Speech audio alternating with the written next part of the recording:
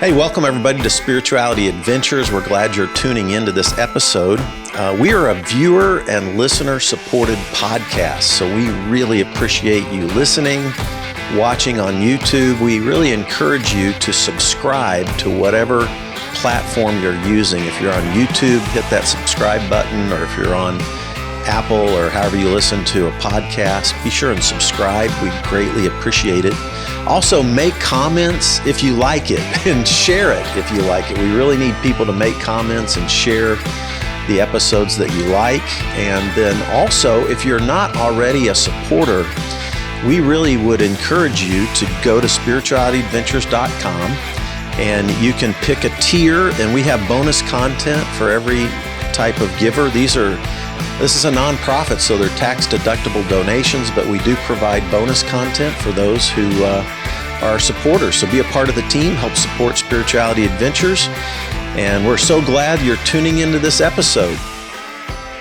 Well, hey, welcome everybody to Spirituality Adventures. Thanks for tuning into this episode, and today I have Cera Impala with us. Cera, thank you for joining us at Spirituality Adventures. My pleasure. Thank you for having me. Calvin Arsenia, who has been a regular guest, and we've partnered over the last 3 years. Calvin and I is bringing Cera into Kansas City, or at least you're touring, and that this is a part of your tour, right? Mm-hmm. She will be playing on March 1st at Greenwood Social Hall, which we've already talked about Greenwood Social Hall with Calvin recently. This is a new project, Calvin's. And so I'm excited to welcome you to Kansas City.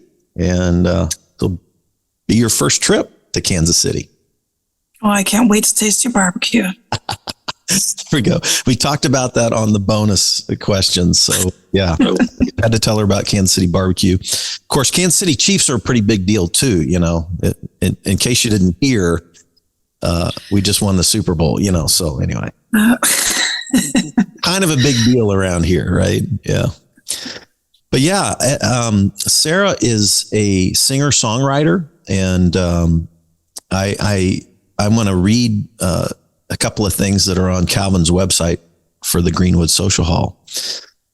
He advertised her honey whiskey honeyed voice takes intimately crafted pieces to another time and place, one of dreams and magic, sensual as they are savage. Her music has been heard all over the world. Impala has toured internationally with her handpicked band, The New Prohibition. And then in 2019, Cera debuted a new duet project, Delightful Squalor, which I've loved all your music, by the way. I've been listening to all of this the last week. She has previously been a featured member of the Blackberry Bushes, Dark Green Tree, the Dance Bandits, and the fabulous Queens of Sass and Harmony, the Bevy Sisters. Her fifth album of original work, Wildest Dreams, is out on digital platforms and vinyl, right? So vinyl and CD for all the people doing all the things. Yeah. So we're honored to have you here. Thank you. Thank you so much. Yeah, I always like to get a little bit of your origin story, like where you're born, where you grew up. Give us a little sense of your family background, if there was any sort of spiritual component to your family background. Just give us a brief intro to your origin story. If you're considering a recovering Roman Catholic, a spiritual history, I don't know if I do. I'm half Sicilian on one side, which is where Impala comes from, and I'm half mostly Irish on the other side. And the only reason my parents think were allowed to marry in 1977 or whatever was because they were both Roman Catholic. You know what I mean? In the States, certain genetic groups stay within their own tribes. And then they've made an exception, I think. And that was 8 bridesmaids in rust-colored chiffon. So spiritual, I don't know, but I know that I think that the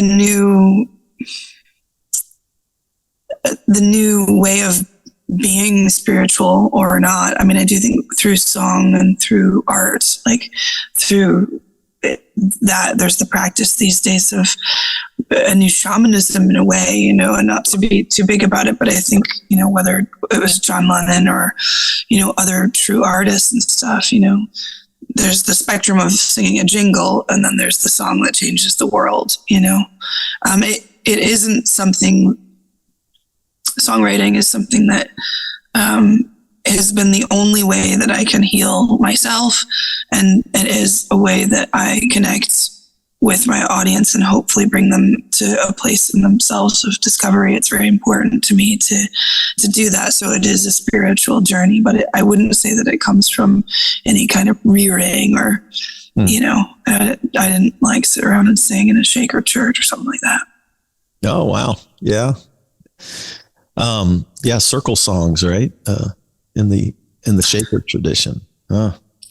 Yeah, no, that's cool. It's just not what I mean. It was just all kneeling and repentance and feeling guilty and stuff. So no. I'd like to think I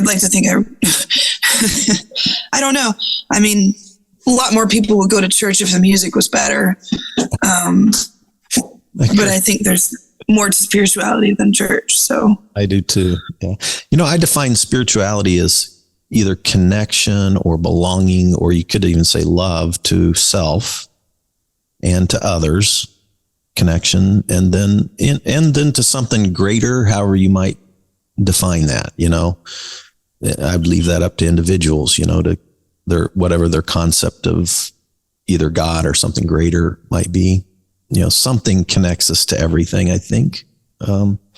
So music is a huge part of that. And I mean, here in Scotland and there in America, with the Greenwood Social Hall being a great example of that, these churches are being put back into musical dedication. You can't really separate the music and the celebration of that and the connection of that from a spiritual sense of oneness and a connection to the consciousness that we all are, because you're not playing music to get anywhere but in the now. You're playing music and you're hearing it to experience the now more. So what could be more, you know, relevant? And it is really beautiful to see a church turning back into a church, if that makes sense. Yeah, I love that. Music it seems like it's embedded into the reality of the universe to me. I have a friend who has a PhD in music, but he studied music comp from the mathematical side of music comp. If that, you know what I'm saying? Like, he tells me you can put any music into a mathematical formula, which he codes music for a living. And I'm like going, huh. I remember we were on a bike ride one time and he was telling me. What do you mean codes music? Like he's making algorithms for chord progressions or something? I'm talking about Tim Place. My producer is more of a musician than I am, but I mean, all music is math to some, you know, it is, but it's also something else. He's coding software stuff, you know, like be like if you made stuff for a guitar pedal, you know, that's actually mathematical equation stuff. Sure. Yeah. Anyway, I'm from the opposite. Right. And I am too, by the way, but it just fascinates me. I think, wow, well, could you put smell into math or music? You know, anyway, just my brain goes crazy on that kind of stuff. But music, I think, is hardwired into the universe for sure. And it touches us at a deep, deep level. Where were you born? In Flagstaff, Arizona. And that's where your growing up years were in Arizona, in America? Yeah, I lived off and on in California with my father, but mostly, and I've lived in parts of California, but I would consider being from Flagstaff, but I left in 94, you know, so I left when I was like 14. Yeah. So how do you feel like your growing up years shaped what you're doing now musically?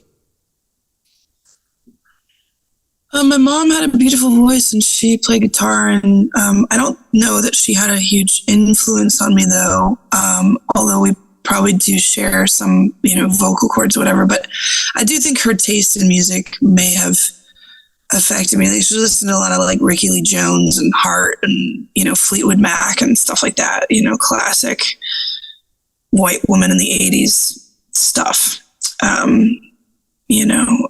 So I feel like those influences and the sound of the Western desert and the sound of, I grew up around Native American culture and stuff. And I've always had a really strong natural love of, like Delta blues, like older, I love Memphis Minnie and I didn't really hear that growing up, but I don't know.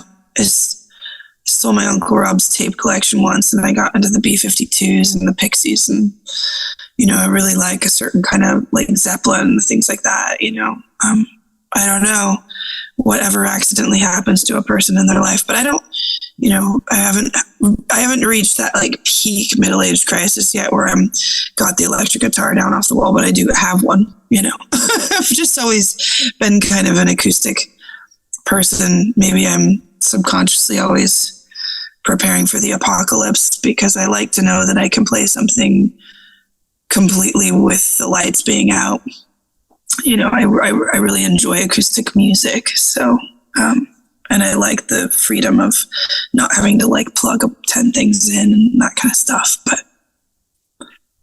yeah. I love it. How about, and so when did you first start playing, and was it guitar? Was that your first instrument? Well, I'm probably reflective of humanity in that my first instrument's the voice. And I just remember sitting as early as I could with nature and singing myself a song, but I've always been really shy about it. So it did take a long time. Like I wrote songs on guitar when I was 14 and stuff, and had a guitar and just sat and played songs, but to play in front of people, my own stuff, that took quite a long time. I got some jobs in musical theater where I was a character and I could sing quite confidently in a character, but it really took me a lot of time and getting over my nerves and stuff to like play in cafes and stuff when I was, 19, 20 years old. But I was always writing and playing music to myself, but to play in front of other people was another thing. And I do think it's important to note for any listeners out there who feel really shy, because I think if you saw me perform, while there is a vulnerability to my music that is probably its strength,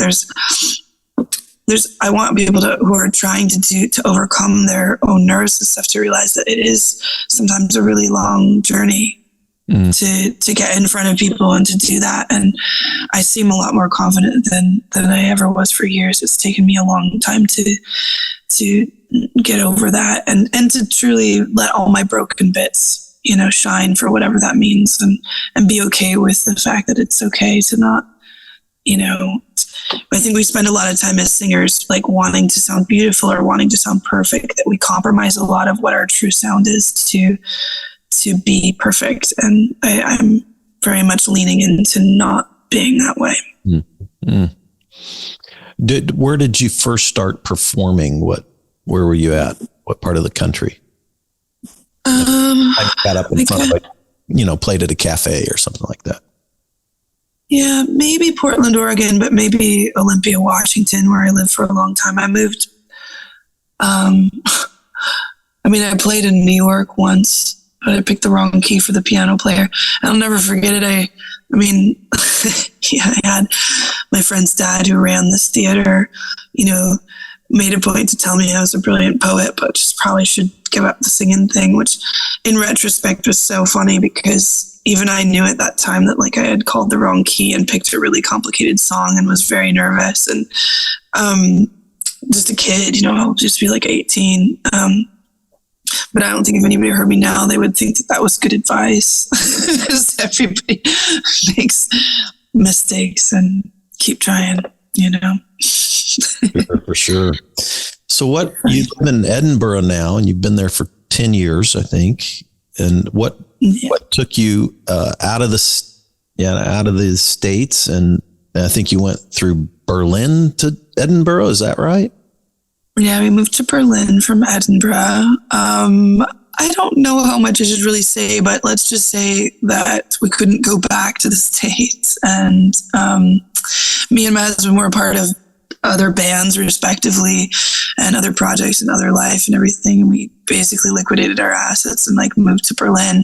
And then 4 months later, I got knocked up with my son Harlan. And so I just, we just kept doing music thing, freelance thing, and working together in the New Prohibition and going through bass players. And then he started to learn to play gypsy jazz, which took him on a musical journey that I think also affected me in my songwriting. And originally our project was to just, be like an old time band. But at the time I just kept writing and writing more music and becoming more confident in that and creating my own sound and stepping away from, maybe definitively what could be described as psychedelic old time music, which is very popular in the Pacific Northwest.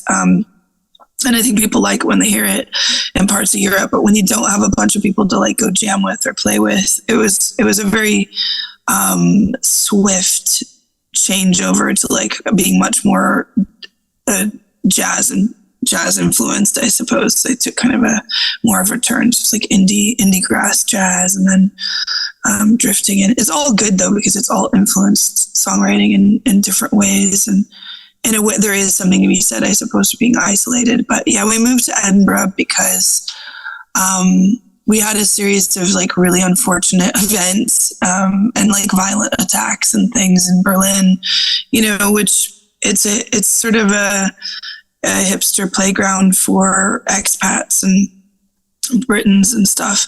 But there's also kind of a dangerous dark side of Berlin, and a place that still needs healing from the war. And when you're there as like a new mother and all that, and having kind of violent things happen that are ridiculous, I just reminded my husband of a magical dream I had once about a place called Edinburgh that I had never been to before, and maybe we could just investigate and see if there was pals up there for us. And it was very easy. It was very easy. It was very hard. It was very the universe was pointing us that we should be here and live here.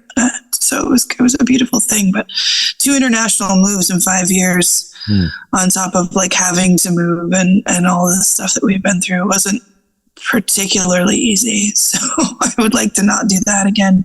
Yeah. It'd be great. What are the things you've fallen in love with in Edinburgh? Not the council.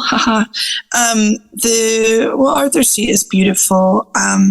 Even though Glasgow's got a really great cultural vibe going on and lots of great music, it is just a stone's throw over there to visit.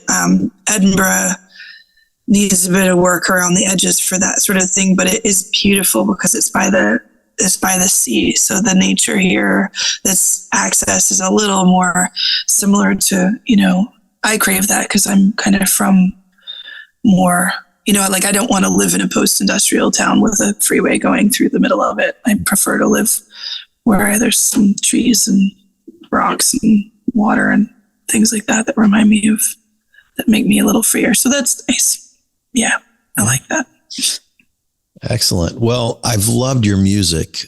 Your most recent release is Wildest Dreams.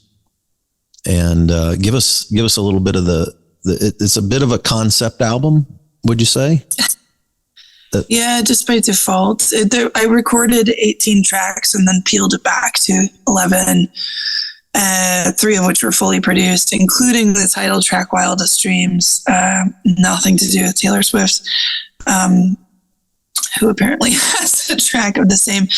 But Wildest Dreams itself was quite a sad pop tune in a way, indie pop tune that is very melancholy and is but catchy, but it was like it didn't fit with the rest of the album, which ended up being what it is to have a wild dream and what it is to be wild. And to be wild is to be free and with nature and to have simple things. And when we're wild, I guess we know how to hide ourselves and we know how to lean into what's soft and beautiful. And My wildest dreams are like being a mother and being a musician, or having a garden, or, you know, just being aware that I'm lucky or whatever. So that it's not wild in terms of like wild and crazy gal. It's wild. It's my wildest dreams, an acknowledgement of it being like a simple, beautiful human journey, like a reflection of the human condition, I suppose, which sounds like a generic thing that probably all songwriters say. But yeah, sorry, that was a long-winded answer. It's awesome. I love the connection with nature that I hear. Most of the questions that I've asked you I've noticed you've drawn back into nature, and I'm a huge fan. So I pick up on those things.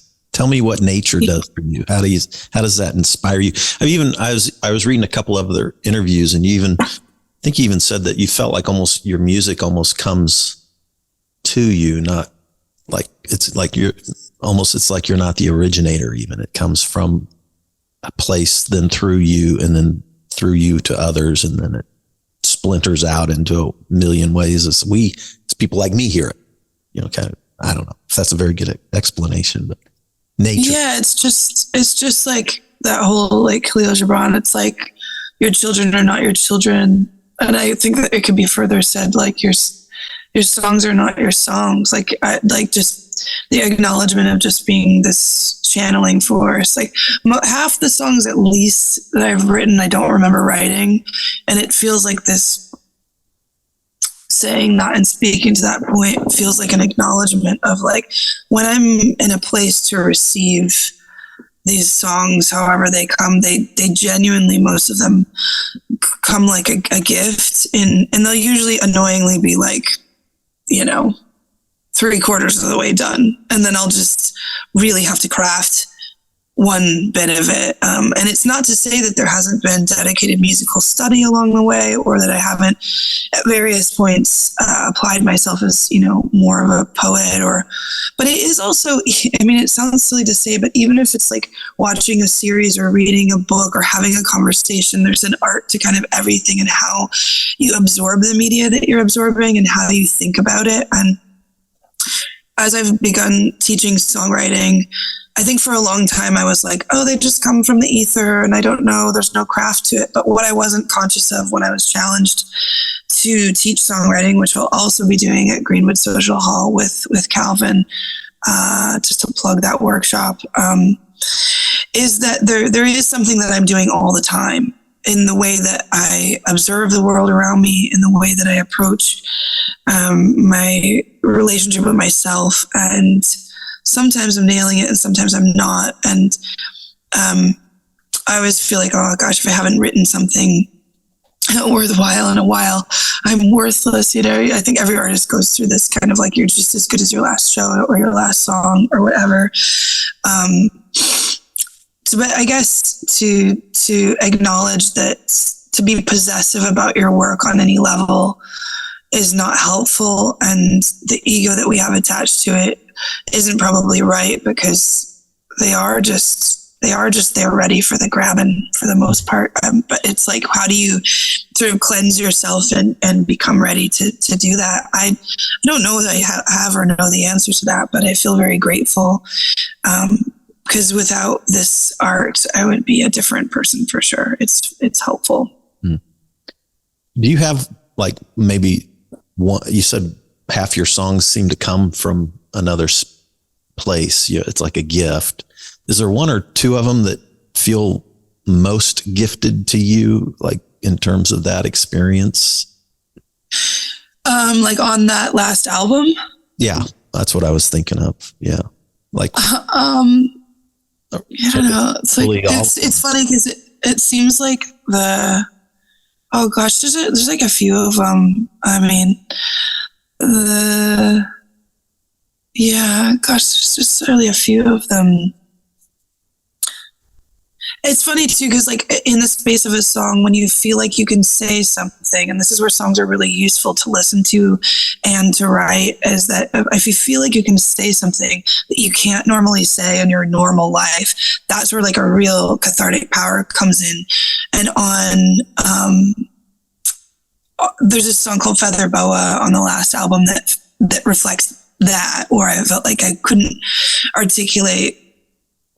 I felt upset, so that was something that cathartically helped me through that. But there's really a few. The Mighty Infinite, which seems like a really jazz structured song, and the craft of it probably came from listening to a lot of really structured, A-B jazz music, and so the mental study of that was already there. But the song itself, in terms of the simple poetry and the messaging around it, was like this perfectly distilled piece. That just kind of just was like, whew. And then it came to me before I was visiting people that I felt like I didn't really want to visit. And it kind of, when it dropped in, it was like, oh, you're supposed to feel better. You can feel better. It was like a very mothering, I felt touched by sort of a mother vibe when I remember finishing writing it. So that felt really gifted. Yeah. Cool. Calvin, by the way, everybody, check that Cera will be here in Kansas City. She will be doing a concert. I think it's Friday night, March 1st, if I'm not mistaken, at the Greenwood Social Hall, and several other events that will be taking place. So check that out. But Calvin was curious about your thoughts on, and it kind of ties into what your answer, that mothering. This one of the songs you felt like came from the gift of mothering, feminism in the music industry. Calvin was asked me to ask you about that. What's your perspective maybe on feminism in the industry? It's a big problem. There's a problem. You wouldn't really know that there's a problem because women seem to be splashed on every poster and, represented. Wonder to whose benefit that is, because it's not probably women's benefit in terms of like the larger corporations. But we've definitely got a problem with women leaders, women, like a lack of women's leadership, women's stories, particularly past a certain age. I know that when I turned 40, I kind of turned around and I was alone all of a sudden. As a songwriter, as a band leader, and as an instrumentalist. And that's not that there aren't women players, it's that they've had to make more pragmatic decisions to take care of their families. The music industry as a whole is so impossible that it disproportionately affects women, and that we're not really able to sacrifice. I mean, like, I've heard multiple stories just in my own sphere. I'll give you an example. Someone told me a story yesterday about how someone left their partner. This is a male musician, left their partner and just went on tour and like left her with the kids to do that. I've heard that story over and over again. These are male colleagues that I have, that I work in and around. I know that I certainly don't have the luxury to do that. And you kind of get this sort of fictionalized story of this, like, the deadbeat dad who's like a musician. And as much as that story sucks and it's terrible for, the children and like the partner involved and all of that, there's another terrible story going on. And it means that women can't even ever think about, for the most part, ever being in a position where they'd be able to like leave their families and not take care of their kids or their aging parents or whatever. So you end up with numbers like, they make fun of me and my family to say this, but 9-1, where worse than science or worse than any other field, women are outnumbered as band leaders and instrumentalists, 9-1 in the industry. And it really strangely doesn't seem like that. Like, you'll go to something probably like Folk Alliance or other thing, and there'll be like a lot of women on the poster, and even, there seems to be this representation, but when you really break down the numbers of what's actually happening, go and think about it the next time that you go see shows. It'll be like a woman singer, and then everyone else in the band is a male, and they'll be like the major acts for a festival, will mostly be all men on stage, and mostly male engineers, and mostly men booking it. And, I want to act like it doesn't matter. I want to be like, okay, it doesn't matter. And like, why does it matter in terms of poetry, in terms of content? And the reason it matters is that when we turn on the radio and we hear music that's produced by men and decisions that are all made, we're really limiting the kind of stories that we're hearing, because it really also affects original work. So, bless her, Taylor Swift is actually in a huge minority because she's producing and making and writing her own music. And I have to say, when I heard that song, I'm the Problem, It's Me, I didn't know that it was her, but I was like, well, those are some really weird lyrics. It's really interesting. I couldn't believe that it was made by, a mainstream pop gal, but it has to do with the fact that she's really pushed forward to make her own stuff. And it's not always my cup of tea, but that it doesn't matter. When we're talking about people like Righteous Babe Records, like Ani DeFranco, and people who have really pushed forward to push their own narrative and their own story, if that's 9 to 1 and it's pressed into such a small voice, it affects young women and girls and what we think about ourselves, how we feel like seeing ourselves on stage and seeing what we can do, that we're not just always channeled into like just these kinds of instruments or these kinds of stories. And I don't know, I really didn't think of it as a big issue even 7 years ago. I'm thinking about it more as an issue as I'm becoming older and feeling that my stories are being limited. And, I don't know, I really want to hear more middle-aged women's songs and more older women's songs. And, I think also because we're performing and we're physically out there, that I'd be hard pressed to say, okay, yeah, I can't acknowledge the fact that I'm aware that maybe the world doesn't want to hear an older woman, sing as much as they want to hear like a hot babe young sing about something else. So it's complex to answer, but there's a problem with it for sure. Your music is amazing. I love that folk Americana with jazz and blues influences. Oh my gosh, that's right down my alley. I mean, that's my go-to stuff. I'm very eclectic, so I'll listen to all kinds of things. But I've had some of your stuff on repeat. Oh, thank you. Gypsy Girl, I've listened to at least 10 times now. Yeah, so I love that. So you play multiple instruments, and you mentioned all strings primarily, right? So yeah, guitar, banjo, ukulele. Jack of all trades, master of none. I've kind of, yeah. But beautiful stuff. Calvin also asked, maybe make a comment about boundaries with colleagues. I don't even know where that one came from, but I don't know. Well, it's more, I guess. Well, I mean, it's part of the feminist conversation. So there's at least 7 reasons I can think of off the top of my head that women are less in terms of numbers, in terms of being present in the music industry. But one of the reasons that goes into this massive dissertation, because it's multiple things, right, is that women break up bands. In some ways, is that their fault, or is that the fault of the environment that they're in? So if you're in a band with 5 guys, one of them's going to try to sleep with you at some point. Do you know what I'm saying? And that creates a conflict in the band.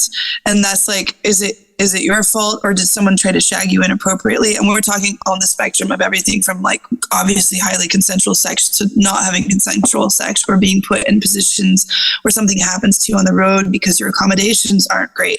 Yeah. And these are working class stories. This is something for, a podcast. This isn't maybe stuff with higher echelons, but maybe it is too. I don't know everyone's story and everyone's behind the music. I've seen a few enough to know that probably the whole gamut of the spectrum, is like problematic through and through. Not great environments. I mean, I've had to sleep on a bunch of floors with a bunch of guys before. So the more successful you are, I guess I would imagine the more protected you are. But if you're in a van with dudes, things happen. So I guess it's the short way of saying that. Yeah. And I actually don't know any women musicians that don't have stories. Yeah. And I know a lot. I have an African-American friend here in Kansas City who's a truck driver, and she gets put into settings with, kind of white blue collar dudes that, and it's like a similar, like what you just said is a similar kind of situation, so I think women in the workplace in a lot of different work environments bump into that kind of stuff. But then, when the intimacy of a band together, traveling together, on the road together, away from your maybe away from your partner, that kind of thing. It's certainly complements it, right? I mean, well, and it means that too, in terms of income, like most women who are successful musicians, who are career by trade musicians presently, most of them are partnered with musicians because musicians understand what that life is like and they'll trust them. I haven't come across too many in my own life who have been able to be easily paired with a non-musician, and reasons that have come up have become that they're not as, their partner won't trust that they're on the road, and just like, you know what I mean? Like there's this kind of mistrust that goes on with what touring is like. And that's all legitimate and stuff. But I do notice that a bunch of male musicians seem to be paired with women who are not, and they're supported and trusted in that environment. And it's just like something recently I've kind of observed and picked up on and been like, and then again, how does that fall into like how easy this lifestyle is to choose? And then the bigger conversation of being like, is it a choice? Because did I choose what I'm good at or what my gift is? And like, why is it so difficult? There are places on the planet that support musicians in a different way, like Cuba and France, for instance, who like once you've proved that you can make a living, they kind of give you a stipend. So you're not having to go into environments or take gigs, and I'm sure there's problems with that, but I have known people, who have been in those environments who would prefer it. It's just kind of an interesting thing to think about how, like, as culture and community, a structured society, how we can help people and make it better. In Germany, I had, as a freelance artist, I had childcare, which hugely positively affected my life. That's not something I have here in Edinburgh, and it's not something you have in America. And considering the amount that we've just paid to like Ukraine or, all these things, you'd think that you'd want to be able to support people to, it doesn't end your career because you had a child, no matter what that career is. Oh my. Yeah. So, well, when you come to Kansas City, I know Calvin, he's been embedded in Kansas City for a while, and looking at these systemic issues with the art, we got an incredibly supportive artistic community, but it's really hard to break out from Kansas City because we're 8 hours away from, other big cities that make a tour hard to get to. You got to go 8 hours, Chicago or Nashville or Denver. Big cities isn't where it's at anyway for touring artists. Every touring artist, and especially every working touring artist mother, will tell you the best thing people really can do, is if you have a house that can hold 40 people sitting on cushions, have a house concert, start to build something. We should not be at this place in our lives relying on venues or big cities. No one wants to go into low emission zones anymore. Like, all the things that are affecting working artists are like going into cities. Like, we want to go into more rural communities. We want to eat a home cooked breakfast. We want to connect with real people who are really gonna, we have to start to think of things in a different way, because people in small communities aren't necessarily less cultured than people living in big cities. And I think that when it comes to the political divide going on, particularly in the States, that misnomer, that sort of condescension, not that you're being condescending, but I'm just saying that sort of divide between like rural versus city and metropolis versus like the cowpoke thing. I'd rather like sit around and maybe explore what culture we can create in smaller communities. Certainly here in Scotland, there's hubs all over the place of beautiful little places where like you just get so well taken care of, and you just feel like you've connected a lot to people. Well, I think that's exactly what Calvin's trying to do with Greenwood Social Hall. And, he's actually there now, and it's a venue that holds about 50 to 80 people. And he's trying to do that very thing that you just described. So Calvin Arsinia is a regular folk hero, and I just think he's just a beautiful human, and people like him inspire other people like me to keep on keeping on, even when times are so tough and scary. And so it's really to his credit that I'm coming out in the first place. And he, was like, you should apply for this and do this, and has been so supportive. I can't even tell you. So thank you, Calvin, and thank you, Kansas City, Which I think it's good beautiful to hear.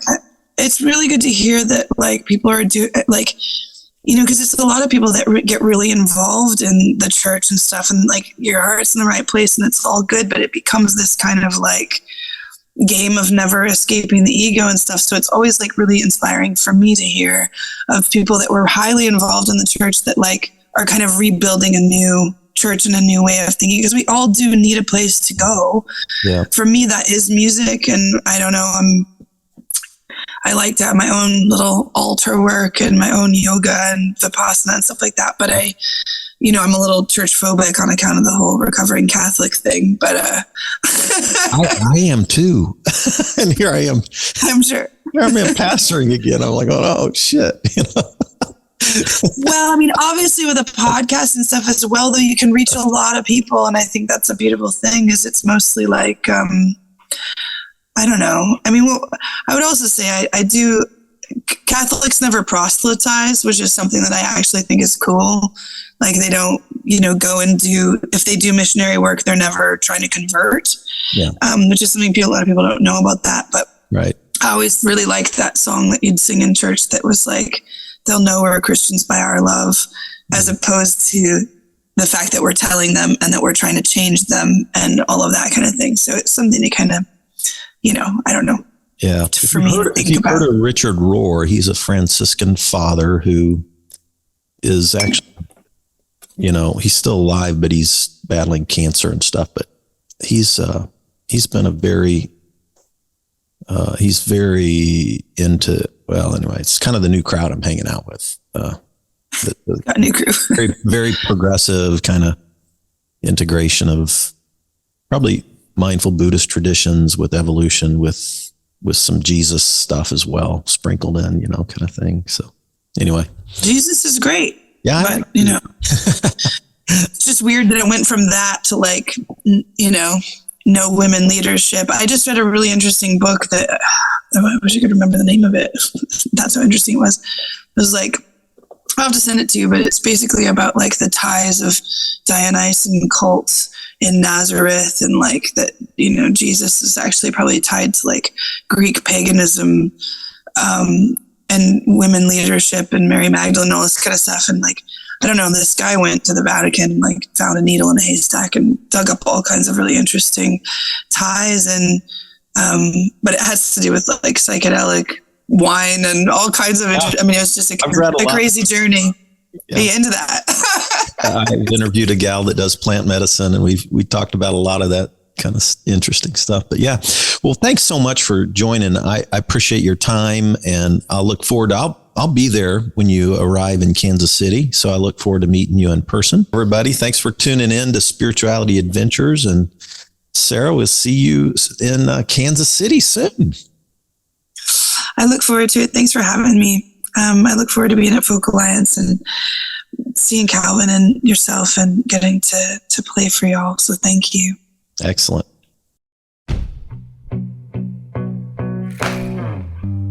Gypsy girl, gypsy babe, you got it made. Take me with you where you go, so I can know the pleasure that you feel every day. Gypsy babe, I'll be your slave. I'll be the one who makes sure that you get paid.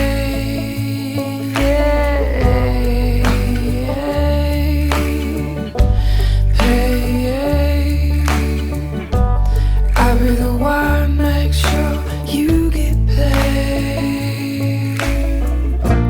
Where we gonna go? How we gonna get there? Don't you know how to feel the flow? Find the wind in your hair. Wave your arms like you just don't care. She said she'd take me there. Said I wanna go. Where's my gypsy girl?